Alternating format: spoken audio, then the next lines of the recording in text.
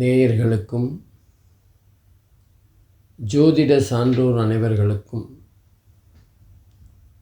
என்னுடைய முதற்கண் நன்றி கலந்த ஆங்கில புத்தாண்டு 2022 வாழ்த்துக்கள்.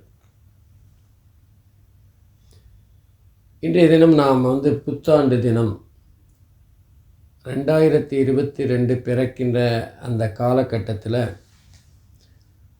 இருக்கின்ற கிரக அடிப்படையில் எப்படிப்பட்ட பலன்களை ஒவ்வொரு ராசியும் பெறப்போகிறது அப்படின்னு பார்க்க போகிறோம். அந்த 12 ராசிக்கும் தனித்தனியாக பலன்களை பார்க்கறதுக்கு முன்னாடி பொது பலன் எப்படி இருக்குது அப்படிங்கிறத நம்ம இப்போ பார்க்கலாம். நான் உங்கள் நலம் தரும் நல்வாக்கு ஜோதிடர் கல்வடங்கம் சத்யநாராயண சர்மா. மீண்டும் ஒரு முறை உங்கள் அனைவருக்கும் என்னுடைய ஆங்கில புத்தாண்டு நல்வாழ்த்துக்கள். இப்போ நம்ம அந்த புத்தாண்டு தினத்தில் எப்படிப்பட்ட கிரக அமைப்பு இருக்குது அப்படின்னு பார்த்தோன்னா 1/1/2022 அதாவது அன்றைய தினம் மார்கழி 17ஆம் தேதி சனிக்கிழமை, கேட்டை நட்சத்திரம், திதி கிருஷ்ண திரையோதிசி, யோகம் கண்ட யோகம், வனிசை கரணம். அன்றைய தினம் சென்னையில் சூரிய உதயம் என்பது 6:31 நடைபெறுகிறது. நட்சத்திரம் கேட்டை. அந்த 1/1/2022 அப்படின்னு கூட்டுத்தொகை பார்த்தோன்னா எண்கணிதப்படி 8 வரும். 8 என்பது சனியின் ஆதிக்கம் பெற்ற ஒரு எண். சனியோட 8வது எண்ணை கூட்டுத்தொகையாய் பெற்றதனால் இந்த வருடம் முழுவதுமாக பொதுவாக எண்கணிதப்படி சொல்லணுன்னா உழைப்பை உயர்வு அப்படிங்கிறது தான் பிரதானமாக இருக்கும். கஷ்டப்பட்டு உழைக்கிறவங்கெல்லாம் முன்னேறக்கூடிய வாழ்க்கையை கண்கூடாக பார்க்கலாம். சிக்கனமாக இருந்தால் சிறப்பாக வாழலாம். வினை விதைத்தவன் திணை அறுப்பான். உயர்ந்த சிந்தனை, வளம், கூர்ந்த மதி, படிப்படியாக முன்னேற்றம் இதெல்லாம் இருக்கும் இந்த வருஷம். போராடியே வெற்றியை பெற வேண்டிய ஒரு சூழ்நிலை இருக்கும். சும்மா உட்கார்ந்த மாதிரியோ அல்லது சொகுசாக வாழ்க்கையை அதாவது ராகு பகவான் 10வது வீட்டில் இருந்தால் சொகுசாக ஜீவனம் இருக்கும்னு சொல்லுவாங்க. அந்த மாதிரியெல்லாம் இந்த வருஷம் இருக்காது. யார் நிறைய கஷ்டப்பட்டு உழைக்கிறாங்களோ அவங்களுக்கு அதிகப்படியான வருமானம் இருக்கும். துணிச்சல் ரொம்ப குறைச்சலாக தான் இருக்கும். எல்லாருமே ஒரு பயத்தோடு தான் இந்த 2022 முழுவதுமாக நகர்த்தி செல்லுவார்கள். எல்லாமே இருந்தாலும் ஏதோ ஒன்று இல்லாதது போன்ற ஒரு உணர்வு தான் இந்த வருஷம் முழுவதுமாக இருக்கும். இன்னும் பொது பலன்னு நம்ம பார்த்தோன்னா இந்த 2022வது ஆண்டு நடைபெறக்கூடிய மிக முக்கியமான பொது பலன்கள் அப்படின்னு பார்த்தோன்னா இந்த ஆண்டு தமிழ்நாடு, கர்நாடகம், ஆந்திரம், பாண்டிச்சேரி, ஆந்திரா போன்ற அனைத்து மாநிலங்கள், அதாவது குறிப்பாக தென் மாநிலங்கள் அனைத்திலுமே மழை பரவலாக அதிகமாக இருக்கும். தேவைக்கு அதிகமாக மழை பெய்யக்கூடிய வருடமாக இது அமையும். கால்நடைகளுக்கு புதிய நோயால் தாக்கப்படக்கூடிய வாய்ப்பு இருக்கின்றது. இப்போ நமக்கு மனிதர்களுக்கு கொரோனா வந்த மாதிரி கால்நடைகளுக்கு ஏதாவது ஒரு புது வைரஸ் மிகப்பெரிய அளவில் பாதிப்பை தரலாம். இதனால் பால் உற்பத்தி குறையக்கூடிய வாய்ப்புகள் இருக்குது. மிக முக்கியமாக இந்த வீட்டில் பெட் அனிமல்லாம் வளர்க்குறோம். வீட்டில் நாய் வளர்ப்பாங்க சில பேர் வீட்டில் ஏதாவது பேர்ட்ஸ் வளர்ப்பாங்க, சில பேர் வீட்டில் பூனை வளர்ப்பாங்க, ரொம்ப ரேராக எலிகள் கூட வளர்ப்பாங்க. எலி, முயல், இந்த மாதிரி ஆடு வளர்க்குறவங்க இருக்காங்க. அதனால் இந்த மாதிரி வளர்ப்பு பிராணிகளை வீட்டில் வைத்திருப்பவர்கள் கொஞ்சம் கவனமாக இருக்கணும். எப்படி நமக்கு கொரோனா பாதிப்பு இருந்ததோ அது மாதிரி இந்த கால்நடைகளுக்கு புதிய வைரஸ் ஒரு தொற்று நோய் வரக்கூடிய வாய்ப்புகள் இருக்குது. அது பரவக்கூடிய தன்மை இருக்கிறதுனால அந்த அனிமலுக்கு வர்ற அந்த தொற்று நோய் மனிதர்களுக்கும் வரக்கூடிய சாத்தியம் இருக்கும். இந்த புதிய தொற்று நோயானது ஆரம்பத்திலேயே கண்டுபிடிக்கப்பட்டு அது முழுவதுமாக அழிக்கப்படும். போர் மேகமூட்டம் அண்டை நாடுகளால் உருவாக்கப்படும். நம்ம பக்கத்தில் இருக்கிற பாகிஸ்தான், ஸ்ரீலங்கா, சைனா போன்ற நாடுகள் மூலமாக போர் மேகமூட்டம் இருந்து கொண்டே இருக்கும். ஆனால் இதை இந்தியா பெருசாக பார்க்காம சாதுரியமாக கையாண்டு போர் இல்லாத ஒரு சூழ்நிலையை உருவாக்கிவிடும். அரசியலில் அதிரடி மாற்றங்கள் ஏற்பட்டு அடங்கும். இந்தியாவுடைய பொருளாதாரம் என்பது மெதுவாக மேலெழும்பும். புதிய வரிகள் சாமானிய மக்களை வெகுவாக பாதிக்கும். தேவைக்கு அதிகமான மழை விவசாயிகளை சந்தோஷப்பட வைக்கும். விவசாயிகள் போராட்டம் முடிவுக்கு வரும். முன்பாகவே வந்தாலும் அந்த விவசாயிகள் போராட்டத்தின் மூலமாக ஏற்பட்ட இழப்புகள் விவசாயிகளுக்கு திரும்ப கிடைக்கின்ற ஒரு புதிய அரசாணை பிறப்பிக்கப்படும். ஆட்டி படைத்த இந்த கொரோனா ஆண்டு என்பது மிக வெதுமாக அடங்கிவிடக்கூடிய காலகட்டமாக அமையும். அதுவும் குறிப்பாக இந்த மார்ச் மாதம் 21ஆம் தேதி அன்று ராகு கேது பெயர்ச்சி நடைபெறுகின்ற நேரத்திற்கு பிறகு கொரோனா முற்றிலுமாக அடங்கிவிடும். இந்த கொரோனா பற்றி நான் தனித்தனியாக முன்பாகவே இந்த கடவுள் அருள் டிவியில் 2 பதிவுகள் கொடுத்திருந்தேன். அக்டோபர் மாதம் கொரோனாவின் தாக்கம் வெகுவாக குறைந்துவிடும். டிசம்பர் மாதம் விலை உயர்வு என்பது அதிகமாக இருக்கும். நம்முடைய பலசரக்கு மற்றும் காய்கறிகளின் விலை என்பது மிகவும் அதிகமாக இருக்கும் அப்படின்னு நான் கடந்த வருடமே ஒரு பதிவு கொடுத்திருந்தேன். அந்த பதிவில் கூட அந்த அக்டோபர் மாதத்திற்கு பிறகு பிப்ரவரி மாதம் வரை கொரோனா என்பது அங்கொன்றும் இங்கொன்றுமாக இருந்து கொண்டிருந்தாலும் ராகு கேது பயிற்சிக்கு பிறகு அது முற்றிலுமாக அகற்றப்பட்டுவிடும் அப்படின்னு நான் ஒரு வருஷத்துக்கு முன்னாடியே சொன்னேன். அது போன்ற ஒரு சூழ்நிலை தான் இப்போ ஏற்பட்டிருக்கு. அதனால் கண்டிப்பாக இந்த 2022 புத்தாண்டில் ராகு கேது பயிற்சியின் போது கொரோனா முற்றிலுமாக அழிக்கப்படும். பல உயர்ந்த பதவிகளில் குறிப்பாக இந்தியாவில் நம்ம எடுத்துட்டோம்னா பெண்கள் அமர்ந்து அழகு சேர்ப்பார்கள். மக்களின் சராசரி ஊதியம் என்பது வெகுவாக குறையும். வேலையில்லா திண்டாட்டம் என்பது தொடர்ந்து நீடிக்கும். இதுதான் இந்த 2022 நடைபெறக்கூடிய பொது பலன்களாக இருக்கும். அதே நேரத்தில் இந்த 2022 நம்ம பார்த்தோன்னா குரு பயிற்சி என்பது அதிசாரமாக ஏப்ரல் மாதம் 2022 13ஆம் தேதி அன்று புதன்கிழமை இரவு 4:10க்கு கும்பராசியிலேருந்து மீன ராசிக்கு குரு அதிசாரமாக பயிற்சியாகிறார். அதே மாதிரி ராகு கேது பயிற்சி என்பது 21/3/2022 திங்கட்கிழமை பகல் 2:50 முறையே ராகு மேஷத்துக்கும் கேது துலாத்துக்குமாக பயிற்சியாகின்றார். இந்த முக்கிய நிகழ்வுகளுக்கு தவிர ஒவ்வொரு ராசிக்குமான பலாபலன்கள் என்ன அப்படிங்கிறத தனித்தனியாக அன்பிற்கினிய மகர ராசி அன்பர்களே, உங்கள் அனைவருக்கும் 2022 புத்தாண்டு வாழ்த்துக்கள்.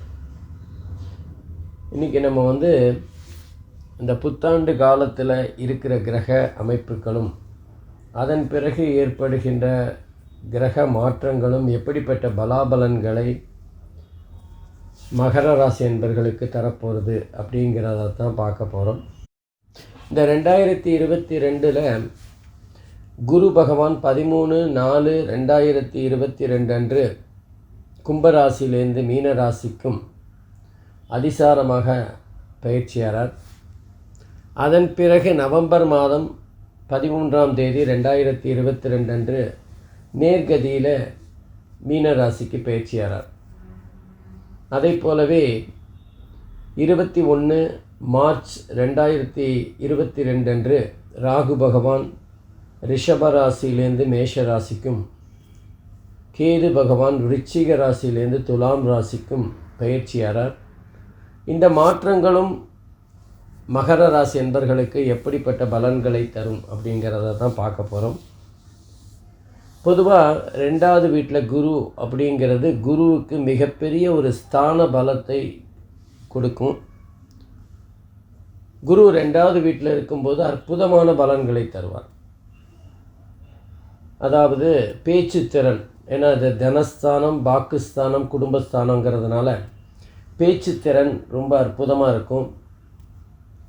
அதாவது பேராசிரியர்கள், ஆசிரியர்கள், வக்கீல் தொழில் செய்பவர்கள், மேடை பேச்சாளர்கள், அரசியல்வாதிகள், இப்படி பேச்சை மூலதனமாக கொண்டு செயல்பட்டு வருகின்றவர்களுக்கு எல்லாம் ரொம்ப அற்புதமான காலகட்டம். வாழ்க்கை ரொம்ப சந்தோஷமாக நகர்ந்து செல்லும். சொந்தமாக தொழில் செய்கிறவங்களுக்கு இது அற்புதமான காலகட்டம். கடந்த 1 வருடமோ 2 வருடமோ திருமணம் ஆகலைன்னு காத்திருக்கிறவங்களுக்கு இதோ திருமணம் என்பது வெகு விரைவில் உங்களுக்கு நடக்கப் போகின்றது. குரு அற்புதமான இடத்துல இருந்து உங்களுடைய திருமணத்தை உங்கள் எண்ணம் போல் நடத்தி வைப்பார். அதே நேரத்தில் இந்த 2வது வீடு தனஸ்தானம் என்றதால் செல்வம் வந்து கொண்டே இருக்கும், வருமானம் அதிகமாக இருக்கும். அதே நேரத்தில் நல்ல அறிவு, நல்ல பண்பு, நல்ல சிந்தனை, இதெல்லாம் இப்போ உங்களுக்கு கிடைக்கக்கூடிய காலகட்டமாக இருக்கும். அந்த 2வது வீட்டில் குரு இருக்கும்போது நல்ல பலன்களை தந்தாலும் அந்த குருவின் ஆதிபத்தியம் என்பது 12வது வீட்டுக்குரியவர். அதனால் கொஞ்சம் வருமானங்கள் அதிகமாக இருந்தாலும் அங்கங்கே சின்ன சின்ன ஓட்டைகளில் கொஞ்சம் செலவாகக்கூடிய வாய்ப்புகள் இருக்குது. அதாவது பணம் நம்ம கையில் நிறைய இருந்தாலும் திடீர்னு நம்ம கையில் பணம் இல்லாத ஒரு சூழ்நிலையாக தெரியக்கூடும். அதாவது உதாரணமாக சொல்லணுன்னா, பேங்க் அக்கௌண்ட்டில் பணம் இருந்தாலும் கையில் பணம் இல்லாமல் சில சமயம் முழிப்போம் பார்த்திங்களா, அந்த மாதிரியான சூழ்நிலைகள் வரலாம். அதே மாதிரி அந்த குரு பகவான் 2வது வீட்டில் இருந்தாலும் 3வது வீட்டுக்கு அதிபதி. 3ங்கிறது முயற்சி ஸ்தானம். அதனால் கடுமையாக உழைத்து தான் நம்முடைய வருமானத்தை அதிகரிக்கணும். சொந்த காலில் நிற்கணுங்கிறது இந்த காலகட்டத்தில் நல்லா உணரலாம். குருவை போலவே சனி பகவான் மகர ராசியிலேருந்தே பலனை தரப்போகிறார். மகர ராசிக்கு 7 சனியோட நடு பகுதியில் சஞ்சாரம் செய்து கொண்டிருக்கின்றார். கொஞ்சம் சிரமம்தான் 7 சனி அப்படின்னு பார்த்தா. ஒரு விதத்தில் சந்தோஷப்பட்டுக்கலாம். ஏன்னா மகர ராசி, கும்பராசி, துலாம் ராசிகளுக்கு சனி பகவான் அஷ்டம சனியாகவோ அர்த்தாஷ்டம சனியாகவோ 7 சனியாகவோ வந்தாலும் மிகப்பெரிய பாதிப்பை எல்லாம் தரமாட்டார். கொஞ்சம் கொஞ்சம் அப்படியே மண்டையில் ஒரு தட்டு தட்டிட்டு போயிடுவார். இப்போ மகர ராசியிலே சனி பகவான் சஞ்சாரம் செய்கிறதுனால சொந்த வீடு ஆட்சியாக இருக்கின்றார். நல்ல துணிச்சல் அதிகமாக இருக்கும். தைரியமாக பல விஷயங்களை செய்வீர்கள். என்ன உடல் ஆரோக்கியம்தான் கொஞ்சம் ஒத்துழைக்காது. இன்னும் நிறையா நம்ம செய்யலாம் அப்படின்னு நினச்சிட்டு இருக்கும்போது கொஞ்சம் ஓய்வெடுத்தால் போகிறோம் அப்படிங்கிற மாதிரி உடல் நமக்கு ஆலோசனை சொல்லும். அதே மாதிரி திருமண வாழ்வு மிகப்பெரிய அளவில் சந்தோஷத்தை அள்ளித்தரும் அப்படின்னு சொல்லிட முடியாது. கொஞ்சம் கொஞ்சம் அங்கங்கே சலசலப்புகள் இருந்துகிட்டே தான் இருக்கும். குருவை போலவே சனி பகவானும் 1வது வீட்டுக்குரியவர், 1வது வீட்டிலே இருக்கிறதுனால இது மிக உன்னதமான நிலைன்னு சொல்லணும். ஏன்னா மகர ராசிக்குரிய சனி பகவான் மகர ராசியிலே இருக்கிறது ரொம்ப உன்னதமான நிலை. அதாவது நிறைய பாக்கியங்கள், அதிர்ஷ்டங்கள் கூரையை பிச்சுன்னு கொட்டுன்னு சொல்லுவாங்க. அந்த மாதிரி நம்ம எதிர்பார்க்காத பல விஷயங்கள் சந்தோஷத்தை அள்ளித்தரும். சனி பகவான் 2வது வீட்டுக்கும் அவர் தான் அதிபதி. அவர் 1வது வீட்டில் இருக்கிறதுனால நிறைந்த அறிவு, நம்முடைய திறமையை வெளிப்படுத்துகின்ற பல சந்தர்ப்பங்கள் தேடி வரும். செல்வம், செல்வாக்கு, மரியாதை போன்ற பல விஷயங்கள் இந்த காலகட்டத்தில் நமக்கு சந்தோஷத்தை தரும். இந்த நேரத்தில் நம்ம ராகு பகவானை பார்த்தோன்னா, ராகு பகவான் 5வது வீட்டில் இருக்கார். பொதுவாக 5வது வீடு என்பது ராகுவுக்கு மிகப்பெரிய அளவில் பாதிப்பை தர்ற இடம் இல்லை. 5வது இடம் என்பது புத்திசாலித்தனத்தை பற்றி சொல்லுகின்ற ஒரு இடம். ராகு அதிர்ஷ்டத்தை சொல்லுகின்ற இடம். ஆகவே பல நேரங்களில் நம்ம புத்திசாலித்தனமாக அதிர்ஷ்டத்தை பிடிச்சு வச்சுக்கிற ஒரு சூழ்நிலை இருக்கும். என்ன ஒரே ஒரு விஷயம், பணத்தாசை கொஞ்சம் அதிகமாக இருக்கும். பணத்தின் மீது நாட்டம் இருக்கும். பணம் சம்பாதிக்கணும் அப்படிங்கிற எண்ணமும், செலவழிதேங்கிற ஒரு கவலையும் இருக்கும். முக்கியமாக இந்த 5வது வீடுங்கிறது புத்திரஸ்தானம். அந்த புத்திரஸ்தானத்தில் ராகு இருப்பது அவ்வளவு மிகப்பெரிய அளவில் புத்திரர்கள் சம்பந்தமாக நல்ல பலனை தராது. புத்திரர்கள் விஷயத்தில் ஏதாவது ஒரு கவலை, அவங்க நினச்ச கல்லூரியில் இடம் கிடைக்கல, நம்ம நினச்ச அளவுக்கு அவங்க மார்க் வாங்கலை, நம்ம சொன்னபடி கேட்கலை, திருமணங்கிறது அவங்க இஷ்டப்படி பண்ணிக்கிறாங்க, நம்ம உறவில் இருக்கிற திருமணத்தை பண்ணாமல் அவன் காதலித்து யாரையோ பண்ணிக்கிறேன்னு சொல்கிறான், ஜாதி விட்டு ஜாதி பண்ணுறான். இந்த மாதிரி ஏதோ ஒரு கவலை, புத்திரர்கள் சம்பந்தமாக ஒரு கவலை. இன்னும் சில பேருக்கு சந்தோஷமான கவலைகள் கூட இருக்கும். நம்ம இருக்கிற ஊரில் காலேஜில் இடம் கிடைக்காம வேறு வெளியூரில் கிடைக்கிறதுனால ஹாஸ்டலில் சேர்ந்து படிக்கக்கூடிய ஒரு சந்தர்ப்பம் வரும். அதை நினைத்து கவலை. சிலருக்கு வெளிநாட்டில் ஏதாவது கல்லூரியில் ஸ்காலர்ஷிப்போடு படிக்கிறதுக்கு வாய்ப்புகள் ஏற்படுறதுனால குடும்பத்தை விட்டு பிரிஞ்சு போகிறானேங்கிற கவலை, தனியாக முதல்ல போகிறானேங்கிற ஒரு பயம், ஆதங்கம் எல்லாமே. அதே நேரத்தில் அந்த ராகு பகவான் பயிற்சியாகி மார்ச் மாதத்திற்கு பிறகு 4வது இடத்துக்கு வருவார். 4வது இடம் என்பது ஒருவருடைய பணம், படிப்பு, சுகஸ்தானம்னு சொல்லுவாங்க. படிப்பை பற்றி சொல்லக்கூடிய இடம், தாயாரை பற்றி சொல்லுகின்ற இடம், வண்டி வாகனம் பற்றி சொல்லுகின்ற இடம், வசதிகளை பற்றி சொல்லுகின்ற இடம். இந்த இடத்துல ராகு பகவான் வர்றதுங்கிறது ஒரு கலப்படமான பலனை தருவார். படிக்கிற நேரத்தில் வேறு ஏதாவது சந்தோஷமாக இருக்கக்கூடிய ஒரு தன்மையை ஏற்படுத்தி விடுவார். சிலர் காதலில் விழுந்து படிப்பையும் கோட்டை விட்டு காதல்லையும் பிரச்சனை ஏற்படுகின்ற சூழ்நிலை இருக்கும். சிலருக்கு வண்டி வாகனம் ஏதாவது அபராதம், ஹெல்மெட்டு போடலைங்கிற அபராதம், அரசாங்கத்தின் மூலமாக சில பிரச்சனைகளை சந்திக்க வேண்டியிருக்கும். இன்னும் சிலருக்கு பார்த்தோன்னா தாயாருடன் ஏதாவது கருத்து வேறுபாடு இருக்கும். தாயார் சொன்னபடி கேட்காம நம்ம இஷ்டப்படி இருக்கணுங்கிற பிடிவாதம் இருக்கும். ஆகவே இந்த ராகு பகவான் கலப்படமான பலனை தருவதைப் போலவே கேது பகவானும் 11வது இடத்துலேருந்து அற்புதமான பலனை தரப்போகிறார்.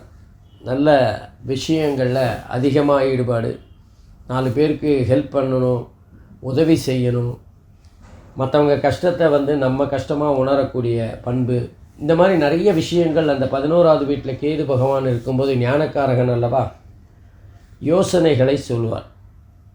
ஆனாலும் லாபஸ்தானத்தில் கேது இருக்கிறதுனால நியாயமாக வர வேண்டிய செல்வம் வந்து கொண்டே இருக்கும். வருமானம் தங்கு தடையின்றி வருவது மனதிற்கும் அதே நேரத்தில் மற்றவர்களுக்கு உதவி புரிவதற்கும் மிகுந்த உதவிகரமாக இருக்கும். அதே மாதிரி 10வது வீட்டுக்கு போகும்போது கேது பகவான் மார்ச் மாதம் போவார். அந்த நேரத்தில் தொழிலில் மிக அற்புதமான வெற்றிகளை பெறக்கூடிய காலகட்டமாக இருக்கும். அது மாத்திரம் இல்லாமல் நல்ல பண்புகள், குறிப்பாக நம்ம ஏற்கனவே பார்த்த மாதிரி கேது பகவான் நம்ம மற்றவங்களுக்கு உதவி செய்கின்ற ஒரு எண்ணத்தை ஏற்படுத்துவார். புனித யாத்திரை போகணும், ஏதாவது ஆன்மீக கோவிலுக்கு போகணும், அல்லது ஏதாவது கோவிலில் உழவாரப்பணி பண்ணணும் அப்படிங்கிற ஒரு எண்ணத்தை ஏற்படுத்துவார். சிலர் கோவில் கும்பாபிஷேகத்துக்கு நன்கொடை தருகின்ற ஒரு மனநிலையில் இருப்பார். சிலர் கோவிலில் நடக்கிற அன்னதானத்தில் தங்களுடைய நன்கொடையை தந்து தங்களுடைய பங்கையும் சேர்த்து கொள்வார்கள். இப்படி நல்ல விஷயங்களை செய்கிற மாதிரி தான் அந்த கேது பகவான் இருக்கார். ஆகவே மகர ராசியை பொறுத்தவரை மிக அற்புதமான பலன்களைத்தான் பொதுவாக எல்லா கிரகமே தரப்போகிறது. ஓரளவுக்கு குருவும் ஓரளவுக்கு சனியும் மட்டுமே பிரச்சனையை ஏற்படுத்துவார்கள். இந்த நேரத்தில் கிரகங்களின் பலனைப் போலவே கிரகங்களின் பார்வை பலமும் ஓரளவிற்கு நல்லது கெட்டதை செய்யும். அந்த வகையில் குரு பார்வை என்பது 6, 8, 10 ஆகிய இடங்களில் வருது. பொதுவாக 6, 8ங்கிறது நம்முடைய உடல் ரீதியான ஆரோக்கிய குறைபாடுகளை பற்றி சொல்லுகின்ற இடம். ருண ருத்ர ரோகஸ்தானம் மற்றும் அஷ்டமஸ்தானம். ஆகவே குரு பார்க்கறதுனால வைத்திய செலவுகள் இருந்தாலும் ஓரளவுக்கு உடம்பை சரி செய்கின்ற தன்மை இருக்கும். கடன் வாங்கியாவது நம்முடைய கனவுகளை நிறைவேற்றி கொள்ளுகின்ற ஒரு தன்மை இருக்கும். வீடு சம்பந்தமாக கொஞ்சம் கடன் வாங்கி அதை ரெனோவேட் பண்ணுறது, அல்லது புதிய வாகனம் வாங்குவதற்காக கடன் வாங்குவது, மற்றும் நம்முடைய குடும்ப வைத்திய செலவுக்காக கடன் வாங்குவது, இந்த மாதிரி ஏதாவது கடன் வாங்கி செயல்படுகின்ற தன்மை இருக்கும். அதே மாதிரி எதிரிகளை வெல்லக்கூடிய தன்மை இருக்கும். நம்ம நமக்கு முதுகுக்கு பின்னாடி ஏதாவது தவறு செய்கின்ற, குற்றம் சொல்லுகின்றவர்களை வெற்றி பெறக்கூடிய வாய்ப்புகள் இருக்கும். 8வது வீடுங்கிறது நம்முடைய சுய கௌரவம், தன்னம்பிக்கை போன்ற விஷயங்களை சொல்லக்கூடியது. நம்ம குறை சொல்கிறவங்க அவங்க சொல்கிறது பொய் என்பது தெரிகின்ற ஒரு சூழ்நிலை ஏற்படும். நம்மை பற்றி மற்றவர்கள் அபிப்பிராயம் தவறாகப்பட்டாலும் அதில் நியாயமில்லை என்பது வெகு விரைவில் புரிந்து கொள்ளுகின்ற ஒரு சூழ்நிலை ஏற்படும். இதெல்லாம் தானாகவே நடக்கும். நம்மளை பற்றி ஒருத்தர் கேவலமாக பேசுகிறாருன்னு வச்சுக்கோங்களேன், அப்படி பேசுகின்ற போது அது உண்மை இருக்குமோ அப்படின்னு பல பேருக்கு அதில் ஒரு சந்தேகம் வரலாம். உடனடியாக அப்படி இல்லை, அவன் சொல்கிறது பொய் அப்படி என்பது நிரூபணம் செய்வதற்காக சில சம்பவங்கள் தானாகவே நடக்கும். ஆகவே இந்த காலகட்டத்தில் அந்த குருவோட பார்வை என்பது உங்கள் அந்தஸ்து, மரியாதை, கௌரவம் எந்த பாதிப்பும் அடையாமல் பார்த்துக்கொள்ளும். அடுத்தது ஜீவனஸ்தானம் என்று சொல்லப்படுகின்ற 10வது இடத்தை குரு பார்க்குறார். நம்ம வேலை விஷயமாக நிறைய வேலை முயற்சிகள் செய்து கொண்டிருந்தால் அது அவங்களுக்கு வேலை கிடைக்கும். வேலையில் இருக்கிறவங்களுக்கு பதவி உயர்வு, ஊதிய உயர்வு போன்ற விஷயங்கள் நடக்கும்.